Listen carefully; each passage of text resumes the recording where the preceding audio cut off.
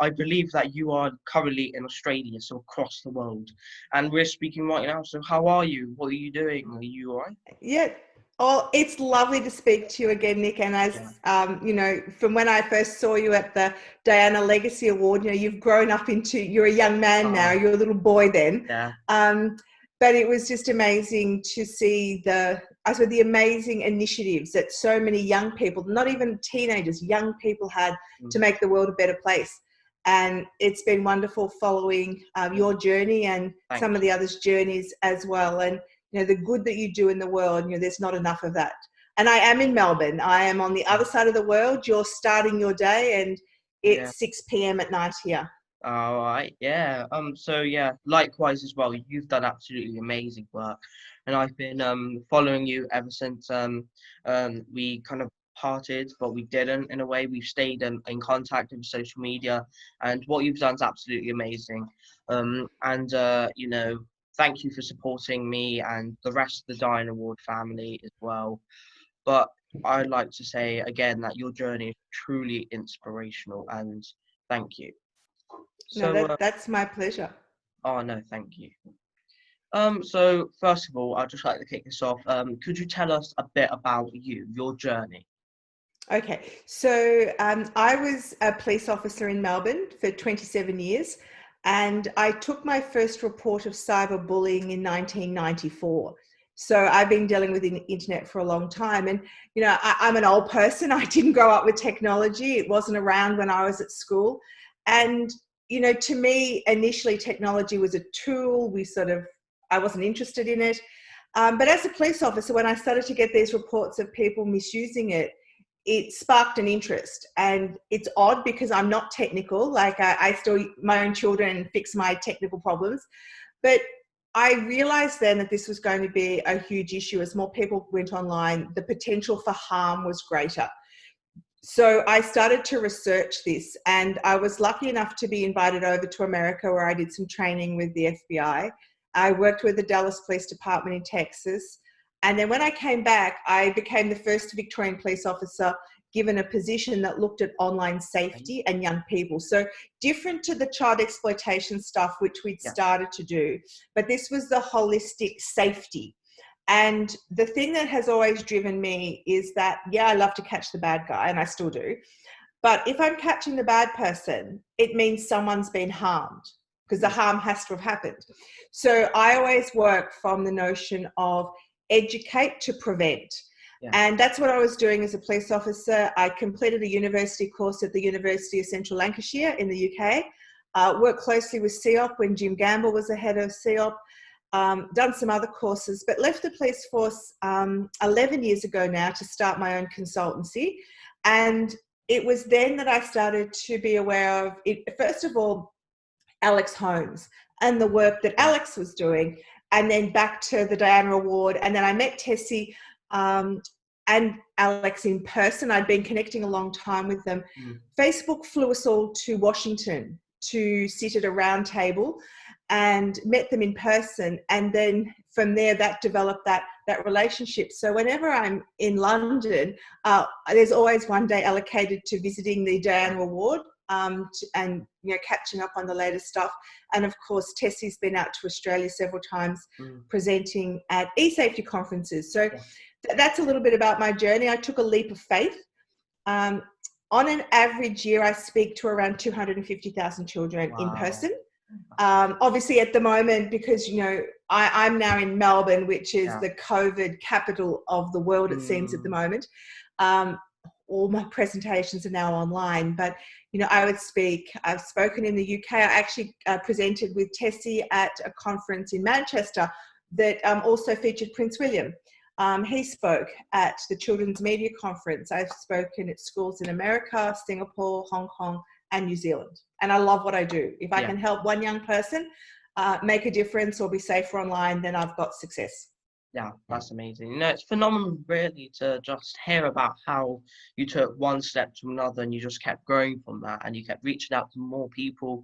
You gave advice, you helped so many young people in the world. And it's just really interesting to hear that because, not everyone can say that, that they've made an impact such as big as you. But I think that's pretty much our main goal in life, and that's to make a difference, to stand out, to be our own person, to be who we want to be.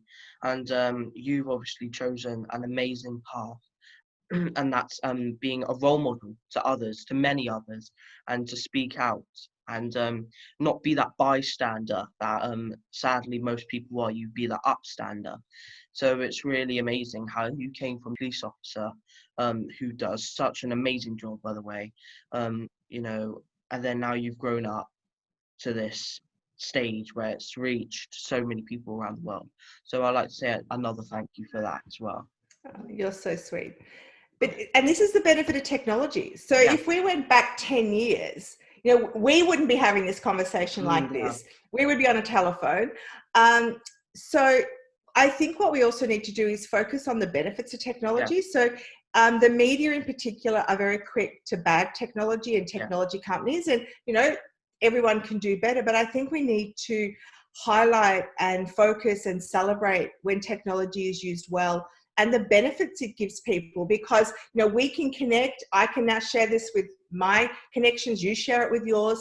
Yeah. And if it's just one extra person, it will be many, but if one extra person gets the right information in order to make a better choice, for me in particular, every adult in the world has a responsibility to try to keep children safe online, and we can't do that unless we work together.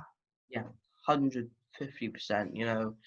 We're talking about like the good sides of technology, and like speaking now, that's absolutely amazing.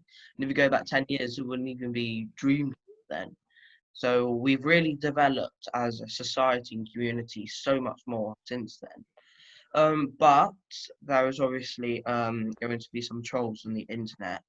And do you think now lockdown has started and more people are going on the internet as a substitute for going outside, getting fresh air, socializing? Do you think that there are more dangers from online bullying and predators and other different things that could be harmful online? Absolutely. And a lot of it is just simple maths. If there's more people doing anything, you're going to have more good and more bad. Yeah. And of course, the bad is what we're concerned about, especially with young people. In Australia, we were locked down. Our restrictions came in March, so quite a few months ago. We're in our second lot now.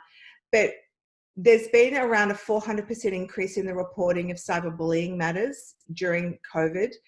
And if you look at, I follow the work of the Internet Watch Foundation in the UK, and the statistics that they put out about the increase in child exploitation and the predators online are really scary. And I think that we know that there are networks of these sort of people that feed on each other and share tips. There's a information manual, if you like, circulating to pedophiles to give them tips about how to engage with young people and gain their trust during COVID and lockdown. So absolutely the risk is greater because young people are online more, they're socializing more, and their education by and large is often now remote. So the opportunity that these people have to harm them is greater. Yeah, 100%. Exactly what you said from the beginning. More people go onto the internet, more people socialize. There's always going to be more good and bad. But what we have to do really is just not give them the time of day. You have to block them, not listen to anything that they say. And, because all they want is attention. And I think I've spoke about this in the past two interviews that I've done and even further, that the people are normally who are doing the bullying have received some hateful comments or have received bullying in their lifetime. So, it's kind of like a horrible circle that really has to just be broken. You always have to speak out. You always have to, not listen to what these people say because it is horrible. And you also have to seek help as well. Oh, And absolutely. Ignoring it isn't going to fix the yeah, problem because it just allows them to continue that behavior. And if you are strong enough to ignore them, and that's mm, fine. But I always think, what about the next person that isn't yeah, strong enough and it's gonna is already go. going through other Yeah, issues? So that is that upstander behavior, the fact that everyone, if you see behavior online that is not acceptable, regardless of who it targets, you have to speak up and speak out and Absolutely. block and report Yeah. and do all of those sort of things. Yeah, do all of the above because honestly, you might think that it's alright, I can just block them, but what about the other person that might not have the Yeah. same mindset as you, might have the same situation as you? So yeah, you've really got to think more deeper into it, and what they're doing in all is horrible. And yeah, 100% exactly. It's always going to go up. There's always going to be those comments out there, and all you have to do is just I mean, try. I get picked on online. Yeah, So yeah, people pick on me everyone online. does. So, it's just really hard. And if you are vocal and outspoken about a topic, you do Mm. become a target. It doesn't excuse it or make it okay, but you've got to have the confidence to take those steps if you ignore it and just let it happen, you're sort of almost condoning it. Yeah, and talking along the lines of the question that I said before, we're speaking about it.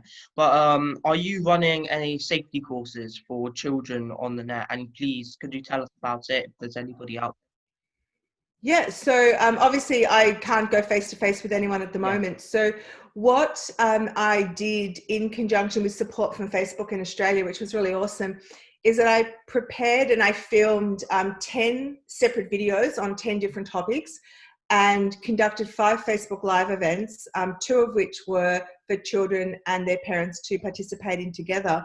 But they're all stored on either my website or my Facebook page. So I know one of the Facebook Live events that I was doing was viewed by a lot of people in the UK because it was 8 o'clock at night here, which made it mid-morning in the UK. So they're all there. So anyone that needs information about all the main online safety issues can visit my Facebook page, Susan McLean, Cyber Safety Expert.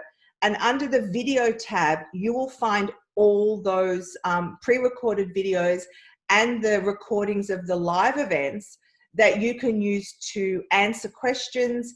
The 2 for children are called BYOC, so bring your own child.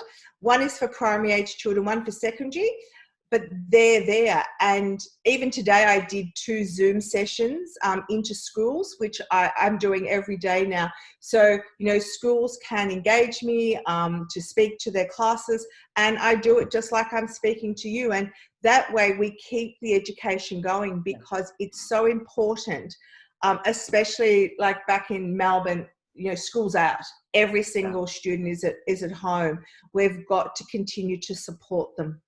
Yeah, because it's just there are so many things going on in the world at the moment, and this coronavirus has really been an inconvenience. Just so many things, because we can't really go outside, we can't speak about things, we have to go on the internet, and when there are these horrible people, they're stopping us. So if you're being affected by cyberbullying, I 100% go see Susan's website because it's absolutely amazing. It offers so much help and so much support. It tells you all the in-depth things about it. And if you want to follow in Susan's footsteps and try and help other people, definitely do that as well. Absolutely, because the more people that help others to make good choices online, the better everyone's going to be. And when I start my talks to students, I always give them 3 challenges that I want them to take on board. And I want them, first of all, to be kind.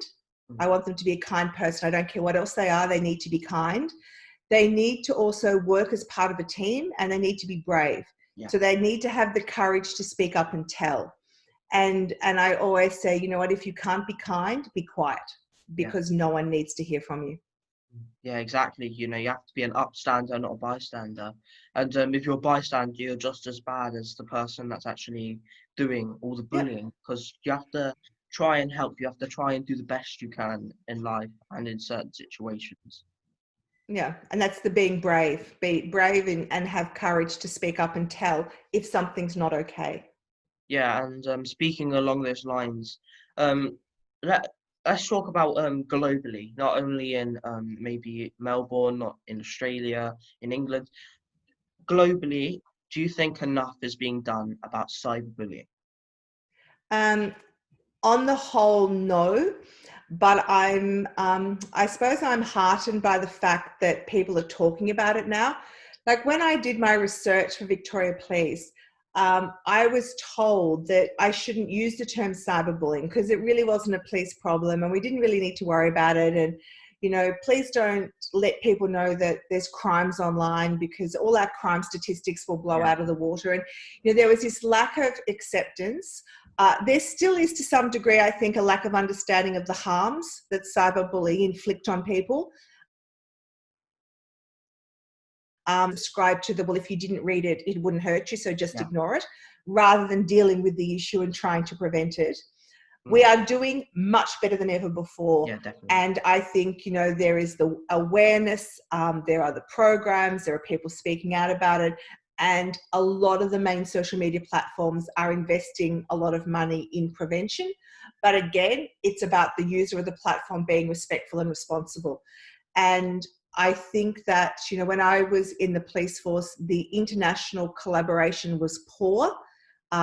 It's improved out of sight now that, you know, there's really no barriers for people in one country, excuse me, to pass information on to police here, for example, in Melbourne, who can then pass it on to a counterpart in the UK or in America.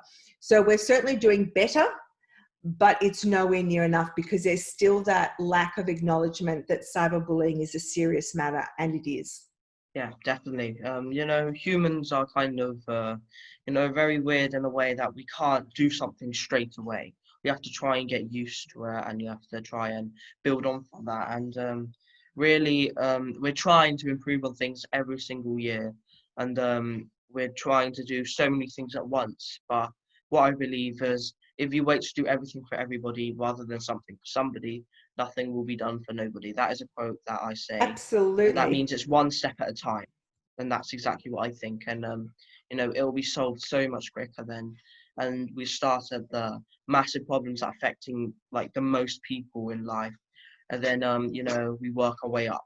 And that's the way that I definitely see it, because you know, not enough is being done, especially now. Not enough is being done, because you know, there are so many people that are being affected by cyberbullying and bullying in real life as well. And it's just, you know, it has to be stopped, has to be put a halt to it. Yeah, it's got to be considered unsociable. It's got to be considered Yeah. wrong. And I Mm. think at the moment it's still not. There's still that, oh, but that's what happens in a school, Yeah. or I was bullied. I was bullied. I'm fine. You know, get over it. Yeah. It's part of growing up. You know, it might be part of growing up, but it's not an acceptable part of growing No. up. And no one should be harmed, you know, Mm. online, offline, in person, at school, at home, in any way, shape, or form. And if we ignore it and sort of say, oh, well, you know, it's just part of the, you know, going to school, you know, everyone's going to get bullied. Well, they shouldn't have to get bullied. And it was interesting because I read a research paper this morning from a professor from Florida, and he talked about the trauma that young people experience when they're Definitely. cyberbullied. And it was a fabulous piece because, you know, for once, someone said, this is hurtful, this is harmful. It's like a trauma. It's like breaking your leg or breaking your arm. It hurts. So, you know, we're getting there, but we've got to keep working together to keep going. Yeah, 150%, you know, because we have to try and keep throwing and keep going, because it's going to always be a problem. And no matter how hard we try, there is always going to be one person or group of people out there that are always going to give those horrible comments. And you're most likely going to receive it at least one time in your life. Because I've Oh, definitely received some, even Susan's received some, and it's just, it's becoming normal, and that's definitely not the right thing, isn't it? no, we can't normalize bad behavior or see it as part and parcel of having Yeah, technology in our life at definitely. all. Yeah, and going on to that, and it's becoming a normal behavior. It's totally wrong, and so many people that are being affected by it. Um, what would you change? It's a big question, so it might take a bit of time. But what would you change about the world today, or what would you change about the people inside it? Mm. Look, I just think that a lot of people have lost the ability to have empathy and understand, Yeah, and that if, you know, I might not personally agree with you, but Yeah. I can still be respectfully disagreeing. I don't have to tear you down, or I don't have to write nasty comments simply Yeah. because you hold a different point of view. I Exactly. think the internet gives courage to people to say things that they would never say in real life. Like, I know the things that have been said to me. There's no way that those Say it people up would come front. up to my face and say it. So what I think, we could change is trying to, I think it's really sad that we need to teach kindness in schools, but it's almost to the point that we need to teach people to be nice and why that's important. I think social media companies can do more to embed safety in the Yeah. back end of their platforms. And, a lot of them are considering this now. But some, it's still a bit of an inconvenient add-on. Oh, we didn't realize that someone was going to misuse our platform. Well, you should have. But I would like to just see more people being nice and kind and respectful in the world. And social issues are the cause of a lot of things that are negative. So if we could fix that, if we could have everyone being respectful and responsible online, people wouldn't be harmed. They could go about their business. They wouldn't be interrupted by people that had no right to interrupt them. But in order to do that, we need to see consequences. And I think that's something that we absolutely can do better. Because if we've got a law that says, and in Australia, cyberbullying is a crime and you can go to jail, but the laws aren't always used, or they're rarely used. So on one hand, we have a law that says it's a criminal act, but then if no one sees the law being used, well, there's no deterrent. So I Yeah. think we need to see better consequences for poor choices, so that, that's not going to work for everyone, because there's always people happy to commit a crime. And Yeah. we've always had that in society. But I think that we need to do better when it comes to the online world, so that young people do understand that it's criminal. It's not just not nice and harmful and hurtful. Yeah. You're actually engaging in criminal behavior, which, if you've got a conviction against your name, that is going to hamper your future job prospects. Yeah. And we have to, I would like to see compulsory cyber safety education in every school from the first year to the final year. That would be Really. perfect world for me. Yeah, because in England, I'm not sure over there, but there's something called the Hate Crime Act, and that comes under racism and so many horrible things, but it also comes under bullying, and that's a thing that's happening. But around 10 years ago, I think the most bullying was upfront, verbal comments and physical acts of violence. And I think that's really been sorted on the police get involved, and it's gone down massively. But the thing that's gone up is cyberbullying. And I think that is definitely, that has the most recent cases as well, especially now and even before lockdown, because there are some people, I don't know why, but they feel like they're safe and nobody can hurt them behind the screen. That's why they give out the hate, because they think that they can't do anything, but they can, and you have to realize that. And you always have to be the upstander, as we said before.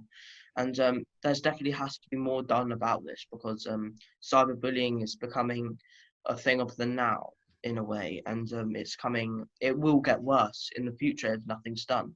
So yeah, definitely have to really focus on it as well. And I think schools will also admit that, the schoolyard physical bullying has declined, but Yeah. there, as you said, there's a rise in cyberbullying. But we've got to let people know and show consequences. And we need people that, if a school is not dealing with this, that the relative laws are used. And we have specific cyberbullying laws in Australia as well. We also have the Discrimination Act. So if I was bullying someone online because of their race or religion, I could be charged with cyberbullying offences Yeah. as well as a discrimination offence as well. So you could get multiple charges. Yeah, definitely. Because people normally think of this as like a normal thing in childhood. It's like, oh yeah, I've been picked on, I've been bullied. But now it is an illegal, it's a crime.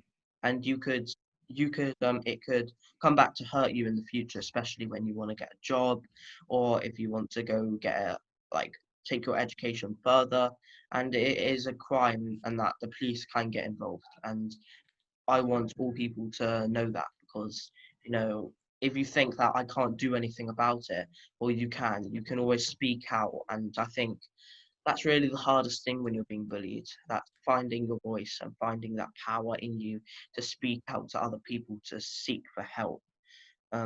Yeah.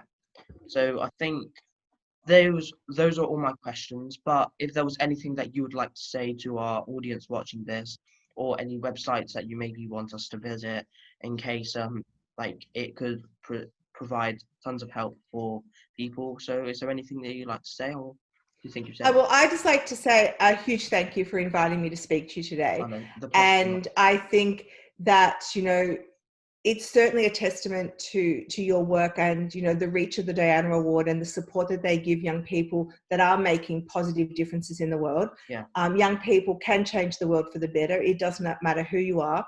And that is something that Princess Diana was very focused on, that young people be given the opportunity to do better. And I think you are a perfect example Oh, of thank you that, so Nick. much. A little aside, I met Princess Diana when I was in Melbourne in the police force. I was tasked with providing security and crowd control when she visited Melbourne. And one of the things that she always did was she stopped to thank the police as she Yeah. went past. So she didn't just ignore us and shake hands with the crowd. Yeah. And I've never forgotten that. And, that was why it was just such a huge honour to then be invited into the Diana Award family to attend that first Legacy Award. I think to the young people and their parents that are listening, there is always somewhere you can go for help. And if the first person doesn't take you seriously, then find someone else. And I Yeah. know that's unfair.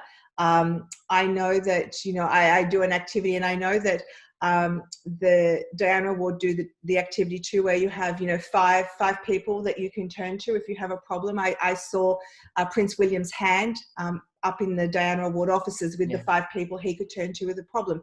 So we would always like to think the first person was going to help us, but sometimes they won't. Reach out to someone. There's always Always understand that you don't have to tolerate any form of online abuse ever.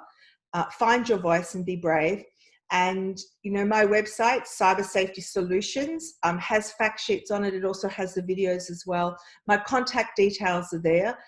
Just today, I had 2 phone calls from different parents that were concerned about their children being targeted online. I could send them off in the right direction. Only too happy to help wherever I can. And you can contact me on email. My Facebook page is Susan McLean, Cyber Safety Expert. I'm an author, so second edition of my book, Sex, Texts and Selfies, which you can purchase online and I can post over to the UK. A lot of good information in that, but there's always someone. There's always someone to help you, and you're not alone. And I think that, that's the key message. And, we're all in this together. There are people there that will help you. You just have to reach out to them. Yeah, because there are over 7 billion people in the world, and there is always going to be someone there to give you advice, to help you, and to be that person that you need for support as well.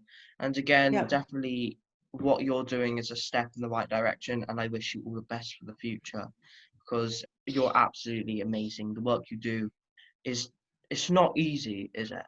It's not, and some days you sort of, there's 2 things. Some days it's distressing, and again, my policing background helps me through dealing with distressing stuff. But then there's days where you don't feel valued, and you're put down because you've been vocal about something, and you do think, why am I bothering? But then, you take a deep breath and you realize that you are making a difference, and away you go. So I think that resilience is important as well. If you've got a passion and that you can make a difference, then you just have to go for it. And, surround yourself with people that will support you. Yeah, 150%. And again, thank you so much.